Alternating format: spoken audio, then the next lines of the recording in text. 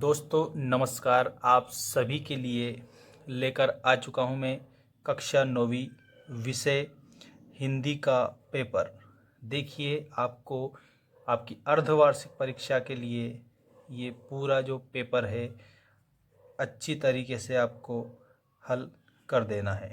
ठीक है, तो आइए हम स्टार्ट करते हैं आपका पूरा पेपर। यहाँ पर सबसे पहले आपको सही विकल्प चुनकर लिखना है।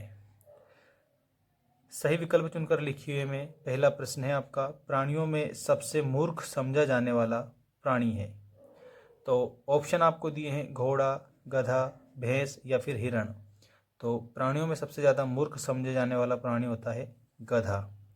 इसके बाद देखिएगा, काव्य के भेद होते हैं 1, 2, 3 या 4। तो काव्य के मुख्य रूप से 2 भेद होते हैं। ठीक है, काव्य के मुख्यतः कितने भेद होते हैं? तो आप बताएंगे काव्य के मुख्यतः 2 भेद होते हैं। एक तो होता है आपका प्रबंध काव्य और एक होता है मुक्तक काव्य। इसके बाद में नेक्स्ट क्वेश्चन है, कबीरदास की एक रचना है। कबीरदास की रचना इनमें से कौन सी है? साकेत, बीजक, कुरुक्षेत्र या यामा। तो यहाँ पर बीजक जो है कबीरदास की रचना है। इसके बाद में देखिए आप नेक्स्ट आपका क्वेश्चन, रस के अंग होते हैं। रस के कितने अंग होते हैं? तो रस के 4 अंग होते हैं। झूरी के साले का नाम क्या था? तो झूरी के जो साले का नाम था वो था गया। 2 बैलों को कहाँ पर बंद कर दिया था? आपके ऑप्शन है जेल, कांजी हाउस में या फिर गौशाला में या घर में। तो कांजी हाउस में बंद कर दिया था। तो कांजी हाउस आपको करेक्ट उत्तर में लिखना है। इसके बाद में देखिएगा, रिक्त स्थानों की पूर्ति कीजिए वाले प्रश्न। प्रेमचंद का जन्म हुआ था कहाँ पर? बनारस में या लाहौर में? तो यहाँ खालिस्तान में आपको बनारस बताना है क्योंकि बनारस में प्रेमचंद जी का जन्म हुआ था। अगला प्रश्न, 2 वर्णों के मेल से होने वाले परिवर्तन को कहते हैं संधि या समास? तो आपको बताना है संधि कहते हैं। इसके बाद में कमल का पर्यायवाची शब्द है। तो पंकज कमल का पर्यायवाची शब्द हो जाएगा। तो यहाँ पर आप पंकज लिख दोगे। ठीक है।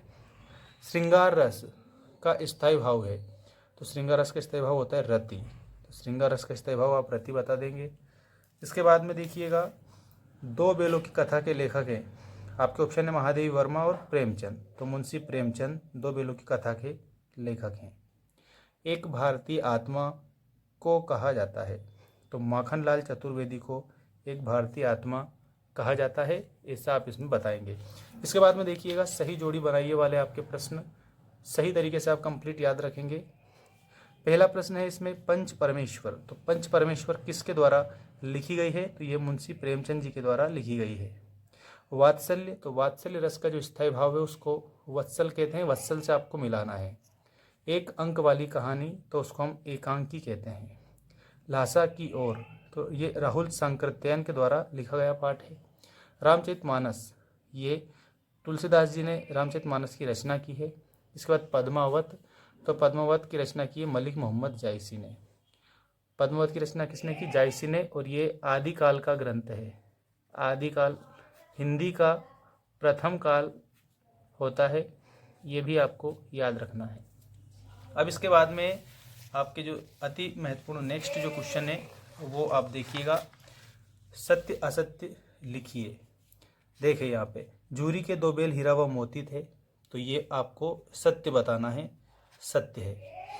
समास में शब्दों का योग होता है। बिल्कुल समास में शब्दों का योग होता है, तो ये भी आपका सत्य हो जाएगा। राहुल सांकृत्यायन का जन्म मध्य प्रदेश में हुआ था, ये आपका असत्य हो जाएगा।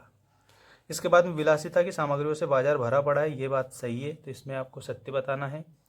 वात्सल्य रस का स्थायी भाव रति है, ये असत्य बताना है क्योंकि वात्सल्य रस का स्थायी भाव वत्सल होता है। वात्सल्य रस का स्थायी भाव वत्सल। कबीर एक समाज सुधारक थे, ये आपको बिल्कुल सही बताना है। कबीर ने आडंबरों का विरोध किया था और समाज को सुधारने का प्रयास किया था। अब हम देखेंगे एक शब्द या एक वाक्य में उत्तर दीजिए वाले प्रश्न। देखिए, हिंदी साहित्य का स्वर्ण युग किस काल को माना जाता है? तो जो भक्ति काल है इसको हिंदी साहित्य का स्वर्ण काल माना जाता है, भक्ति काल को। काव्य की शोभा बढ़ाने वाले तत्व धर्म क्या कहलाते हैं? तो वो अलंकार कहलाते हैं, काव्य की शोभा बढ़ाने वाले तत्व धर्म।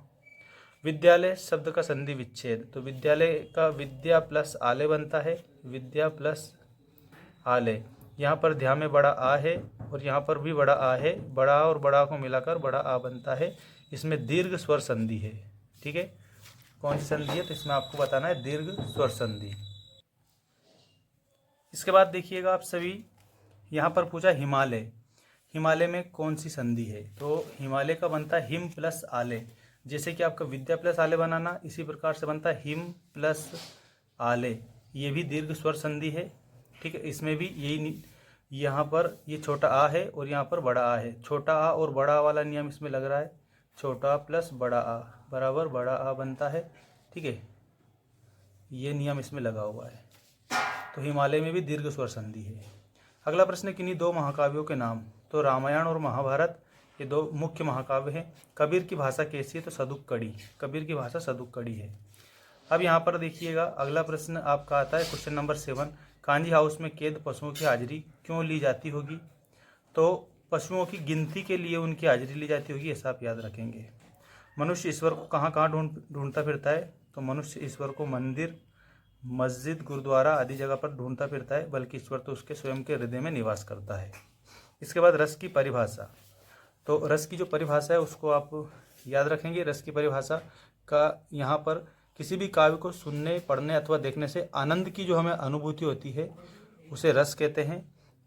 और इसके बाद दोहा छंद की परिभाषा आपको बतानी है कि ऐसा छंद जिसके पहले और तीसरे चरण में 13-13 और दूसरे चौथे चरण में 11-11 मात्राएं होती है, उसे हम दोहा छंद कहते हैं। ठीक है, यहाँ काव्य की परिभाषा बतानी है। तो वाक्यम रसात्मकम काव्यम आप बता सकते हैं। वाक्यम रसात्मकम काव्यम मतलब रसयुक्त वाक्य ही काव्य है, इस प्रकार से। और किन घटनाओं से पता चलता है कि हीरा और मोती में गहरी दोस्ती थी? और तिब्बत में हथियार रखना कानून न रहने के कारण यात्रियों को किस प्रकार का भय बना रहता था? अब आपको मैं बता रहा हूँ, आप लोगों के जो जीवन परिचय से रिलेटेड क्वेश्चन है वो आपका जो आगे जो और क्वेश्चन दिए गए हैं इस पेपर में सारे देखिएगा। ये समास किसे कहते हैं वाला प्रश्न है। और इसके अलावा क्वेश्चन नंबर 13, 14, 15 और 16 वाले क्वेश्चन में आपको दिए हैं जीवन परिचय। तो कबीरदास का जीवन परिचय बताना है, 2 रचनाएं, भावपक्ष, कलापक्ष, साहित्य में स्थान, और उसके बाद में अथवा प्रेमचंद जी का, सुमित्रानंदन पंत का बताना है। इसके बाद प्रेमचंद का अथवा राहुल शंकरत्यन का बताना है, 2 रचनाएं, भाषा शैली और साहित्य में स्थान। इसके अलावा 9-2-11 होना, इस मुहावरे का अर्थ होता है भाग जाना। 9-2-11 होने का अर्थ भाग जाना। ईद का चांद होना, बहुत दिनों बाद दिखाई देना। बहुत दिनों बाद दिखाई देना, इसका अर्थ होता है आग बबूला होना। इसका मतलब होता है क्रोधित होना। क्रोधित होना, ठीक है, क्रोधित होना इसमें आपको याद रखना है। यहाँ पर आपको होना लिखना है, इस प्रकार से क्रोधित होना। अब देखिए, निम्नलिखित पद्यांश के संदर्भ प्रसंग सहित व्याख्या। मान सरोवर सुभर जल, हंसा केली कराही, मुक्ता फल मुक्ता चुगे, अब उड़िया नत न जाही। हस्ती चढ़िए ज्ञान को और सहज दुलिटा डारी, स्वान रूप संसार, ये वाला। अब देखो, यहाँ पर आपको गद्यांश की संदर्भ प्रसंग सहित व्याख्या करनी है। ये आपका फर्स्ट चैप्टर से दिया गया है, ये भी आप ध्यान रखना। और इसके बाद में इस पेपर में आपको और क्या पूछा है वो भी मैं बता देता हूँ। ये आपको क्वेश्चन दिया है 21, इसको अपठित गद्यांश को पढ़कर उत्तर लिखना है। वो देखिए, स्वतंत्र भारत में दुर्गा भाभी को क्या प्राप्त हुआ था? तो स्वतंत्र भारत में देखिए यहाँ पर दुर्गा भाभी, उपेक्षा और आदर दोनों प्राप्त हुए थे। ये पहले प्रश्न का उत्तर आप यहाँ से कंप्लीट करें। उन्हें 51,000 रुपये किसने भेंट किए थे? तो यहाँ पर मुख्यमंत्री दरबार सिंह ने उन्हें 51,000 रुपये भेंट किए थे। अब देखिए, उनका मुख्य उद्देश्य क्या था? तो यहाँ पर आप लोगों को बताना है देश की स्वतंत्रता, केवल देश की स्वतंत्रता ही हमारा उद्देश्य था, इस प्रकार से। और आदर का विलोम क्या होगा? तो आदर का विलोम होगा निरादर और अनादर। निरादर और अनादर। इसके बाद में ये स्थानांतरण प्रमाण पत्र वाली एप्लीकेशन और ध्वनि विस्तारक यंत्रों वाली, विज्ञान के चमत्कार, विद्यार्थी जीवन में अनुशासन का महत्व, पर्यावरण प्रदूषण और शिक्षा का महत्व, ये आपके निबंध रहेंगे। तो आप सभी स्टूडेंट्स के लिए ये पूरा पेपर बिल्कुल इम्पोर्टेंट साबित होगा। आप सभी हमारे ऐप को भी आप डाउनलोड करिएगा।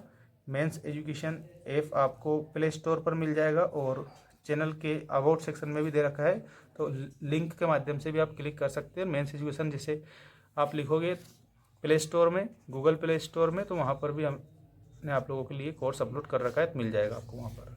Thanks for watching, take care all of you.